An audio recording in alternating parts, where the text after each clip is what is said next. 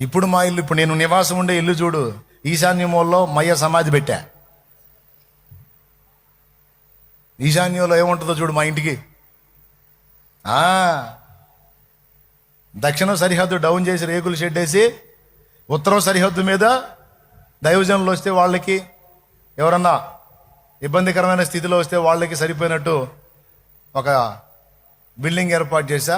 దక్షిణం కంటే ఉత్తరం ఎత్తు పెట్టి దాన్ని తీసుకొచ్చి సిద్ధాంతికాన్ని చూపించండి. మెంటలెక్కి బయటికి పోతే అప్పుడు అడగండి. దేవునికి స్తోత్రం కలుగును. ఏమి కొంపరా ఇదని, కానీ అదే కొంపలో దేవుడు నాకు తోడై ఉన్నాడు. నా ఇష్టం, నా సౌకర్యం. ఏ మూలైనా మూసేస్తా, ఏ మూలైనా ఓపెన్ చేస్తా. నేను చెప్పేది కహానియా, కళ్ళ ముందు సాక్ష్యం ఉంది చూడండి. ఏముంది?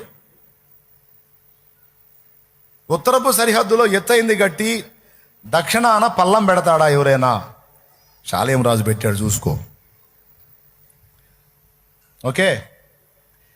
ఒకసారి తూర్పు సరిహద్దు మీద గట్టి నైరుతి వైపుకి జరగొచ్చా? పొర్రపాటును కూడా జరగకూడదు.